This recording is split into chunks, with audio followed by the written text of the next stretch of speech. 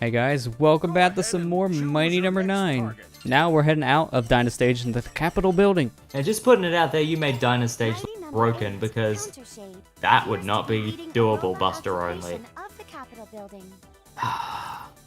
The one stage I actually haven't tried yet. This is probably one of the hardest stages in the game. It's really annoying because there's no checkpoint until you get to the boss, which is really terrible in my opinion. That's really bad. There is a lot of one-hit KO sections in this stage. Luckily, I already did Dynastage before going here, so not only don't I have the weakness, so the boss is easy with the weakness, but there is one part where Dyna is going to turn off some electrical sections for us, which will make things way easier, because electricity is one-hit KO. Hey, the portraits you were talking about. Yeah, these are the people who donated over a certain amount to the Kickstarter. Okay. Can I just say, using mixed weapon here makes things so much easier, because all the shots that Shade shoots at you, you can reflect off using the shield on your tank. So you have to keep going back and forth between rooms? Yeah, you have to keep on locating Shade, which isn't hard to do, you just follow the gunshots. But it can be kind of annoying, because you're going back and forth constantly. Hold on, so this is a stage where there's no objective location, you just have to keep following where he goes. Basically, yeah. Oh, that's confusing. I mean, it's fun because it's something that hasn't really been done before, but it means... Didn't AGDQ last year have a speedrun of Mighty Number 9? I think they might have, yeah. I don't remember catching it. I think I remember watching one. It was during the Mega Man block, which... Oh, by the way, Lester, do you remember you said that it was weird that they didn't have Super Metroid's last game? They don't have Super Metroid at all in AGDQ. No, AGDQ 2018, they just skipped it entirely. I remember them saying that once they released the schedule, and everyone questioned that at first. The last game is Breath of the Wild all main story quest. The speedrun. That's weird. They did at the end of Summer Games. Well, Summer Games they had at any percent. This one's all main story events. Yeah, I know they're pretty much changing it up to be a longer run for the finale, but at the same time, it's still a little weird.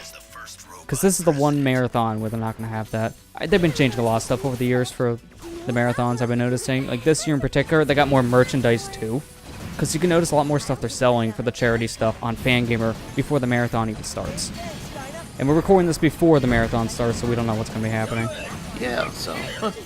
by the time this goes up, it'll probably be over, so... Yeah. By the way, that's the one room Dyna turns off the one-hit KO electrical bars. Thank God, but at the same time, I wish he was in the other room, because that one's worse. Oh, fun. How fun I swear, Shade's voice is incredibly familiar from something. I don't know who voices him. I don't know. Enough. It's time we settle this like robots. It's time to settle us like robots. What does he mean by that? This scene is much less threatening when I can't see him on the screen anymore, because he makes a special pose for that. He kind of points at you and looks away. I can't see that now because he's off the camera. To here. Yeah, it just randomly happens. And this is your first checkpoint at the stage, which hurts if you die. It really does. Is this a political debate? No, we're just in the president's office now.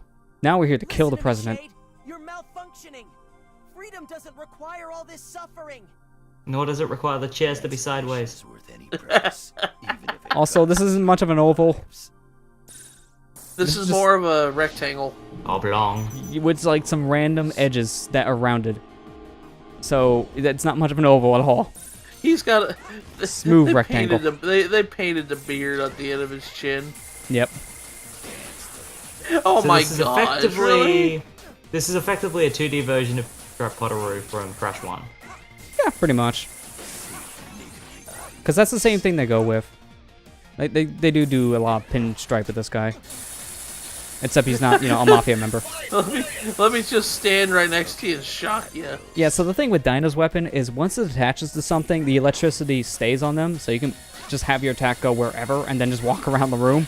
As long as you don't get too far away. So it's effectively the gun vault weapon. Yeah, pretty much. It's the gun vault weapon. That's awesome. It takes up ammo like nothing else. Every time you do dash through something, you actually do get some ammo back. It's like a full bar worth. But you still kind of have to wait around for your weapon energy to charge back up. That's actually one game I'd like us to cover someday. I still need to play those. Yeah. The Gun Vault is a good fantastic. game. Yeah, I've heard great things about them.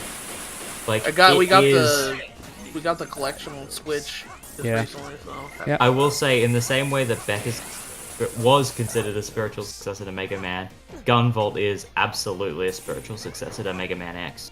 yeah. With Yeah. aspects of Mega Man Zero thrown in there. It is intense. And you feel satisfied just finishing the game. Going for like stupidly good ranks missions is necessary to enjoy it, and I think that's kind of perfect for a game like that. Although there's Yeah. The one challenge game is so in high. particular, I feel like we'll probably cover it later at the channel's history as well. And I also really want to try as well. It's on my Switch. Just gotta play it. Mighty Gunvolt Burst, because not only is Beck in the game, because he's been in a couple of the Mighty Gunvolt games, but that one in particular, it has a lot of design from this game, pretty much turning it into Mighty Number 9 8-bit edition. And I heard a Yeah. lot of people said that played a lot better than this. It was the true Mighty Oh Number my 9 gosh! people. Look at he's so American. Turned into Search Man. No, actually, the good thing about Burst is Gunvolt came with Mighty Gunvolt as an additional DLC for 3DS, but Gunvolt Burst takes that idea and actually makes it fledged, and a lot of people say that Burst is basically what this game should have been. Yeah.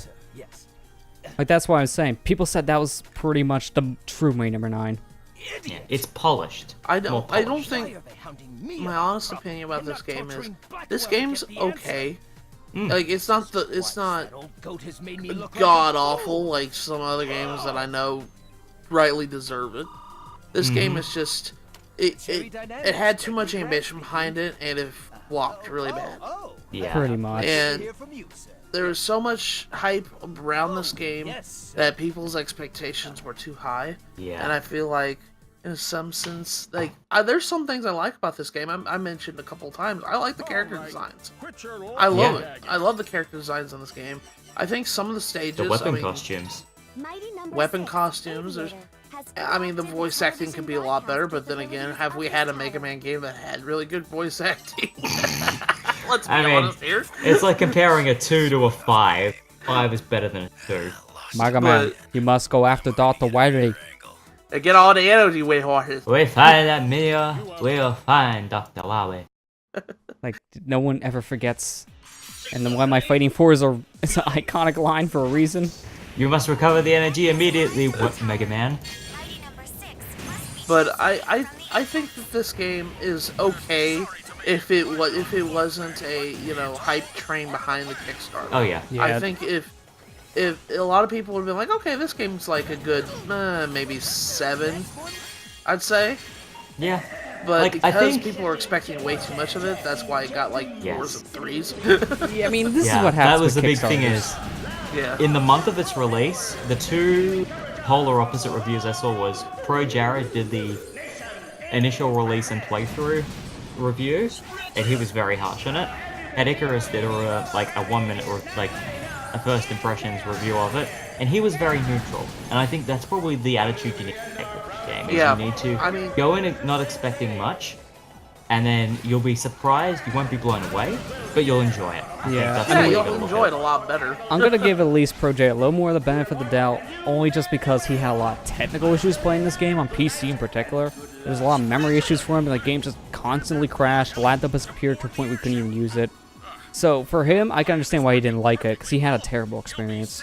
He did back it very heavily as well. Yeah. Well, I'll give it another example, and we've talked about this on our top 10 New Year's thing, but I honestly think Ukulele, for instance, is not as bad as a lot of reviewers said it was. And I was a backer, and I was completely fine with it, and I thought it was a great game. Yeah, definitely. And I know a lot of people I think if you go into it with high expectations because there's quote-unquote spiritual successors, I think that's the wrong mindset with it. Yeah. I think Yeah. if you go into it saying, okay, they're trying to make a game that I grew up with and I like, and this is probably the first time they've done it. Let me put my expectations as low as possible. And then I think you'll enjoy it a lot better. That's kind of what I did with Ukulele, and I thoroughly enjoyed it. The big thing in general is Kickstarters, there's a big problem revolving around crowdfunding projects in general, because how they pitch a game and then how it actually turns out, it's going to be a completely different story. It doesn't matter who's making this game. It still's not going to change how the game is made and developed. And that's the big thing. Nicely done, Shade. He's very stiff. For the longest time, I thought that was him looking at us. I thought that was his face facing right, but it's not. And it makes me feel weird.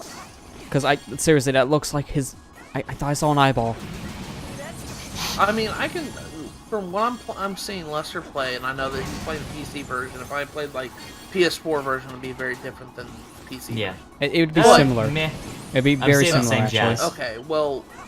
But in the same sense, the only major complaint I can say that Mighty Number 9 has is maybe animations with characters, voice acting, and to some degree, some of the graphics is odd. Yeah, especially when you get to same certain sense. consoles. But other than that, I mean, like, from the looks of this game, looks playable. It's not awful. It's not, the worst thing ever created. Like, so I think people, especially when this game came out, were comparing to like games like Sonic 06 and stuff like in Superman 64. I'm It's like, not no, that bad. It's not that bad. It's actually playable. It might not be the best game out there, but it's definitely not a broken piece of mess I could definitely 06. tell you when this game came out, it was every major Let's Player was playing this game. It was like, this game's terrible. It's the kind of game of you play it and I go, would I recommend? I mean, I'd recommend it. I wouldn't recommend it mega highly like it wanted to be hyped up, but I would definitely say it's a game that's worth checking. Yeah, here's my take on it, because I'm the one who played the most in this group, and that's why I record the footage anyways. If you have the specs to run it, you'll get it on the PC. It's the version that runs the most stable. And if you don't, I recommend just the PS4 Xbox One, because they both play very similarly. They might have their own flaws, but they're at least playable. Just don't play this game on last-gen hardware. Don't play this on a Wii U. Don't play it on a PS3. The game runs miserable and it'll make you hate it. Love RV startup. What makes me remember, I'm probably gonna go pick this game up on PS4 and never touch my Wii U version. The Wii U version's weird in particular. It has an uncapped frame rate, but the game can never go above 30, and it's very jarring because of that. There are literal animations in that game that are 10 frames a second, and it looks terrible. I think the one thing... This is the first guy you went after, or Marley? No, me. Yeah, if I go through This the is whole who I game. started with, so when I finally got to the boss room and I had that startup with him, with the close-up with the camera, I'm like, I like this guy. He's gonna be fun. And I I was can able to already like read this his battle patterns stage and already. You handle have him a 3 lot little better than anyone platforms. else. Yeah, don't fall in the pit. That's a one-hit KO, obviously. Oh yeah, it is. That's why they put those little air vents down there to push you up if you dash. But if you don't dash, you still fall like your normal speed, and that's bad. Like, here's the thing I'm noticing from the way you're playing using his weakness to when I played it using Buster. The only thing that changes is that the satellites reflect the shots from Shade. Yeah, it's That's just a lot literally easier to it. hit him. That's about it. But I think the only other Kickstarter game that I'm actually kind of like, in a way, looking forward to is Bloodstained. But even then, my expectations isn't it. Like, I'm not thinking it's going to be Symphony of the Night levels. I'm that looking make forward to sense? Indiegogo. Indiegogo looks good. Yeah, it's looking pretty good so far. I'm personally that type who I look forward to Kickstarters, but I'm never gonna back a Kickstarter because those crowdfunding projects are always just wish-washy. It depends on the person behind it, and it depends on a lot of different factors too. I just feel like it's a huge risk. You're not buying a game when you're doing that. You're investing into the project as a whole, and a lot of people don't understand that. Yeah, I mean, luckily for me, both the games I've kickstarted, I mean, granted, Bloodstained hasn't come out yet, but from what tech demos I played and everything else, I think the game is going to be just fine for what they were trying to make. Both the projects I backed, which were Ukulele and Bloodstained, I'm actually, I really like, so I'm happy as a backer, in a way. And now the most abusable robot master weapon of all, Aviator. I mean, I'll argue against that, 'cause for me it's very situational. I just love it. I just love it. It looks cool. aesthetically. I wish it did more of the enemies. It really is not a good attacking weapon.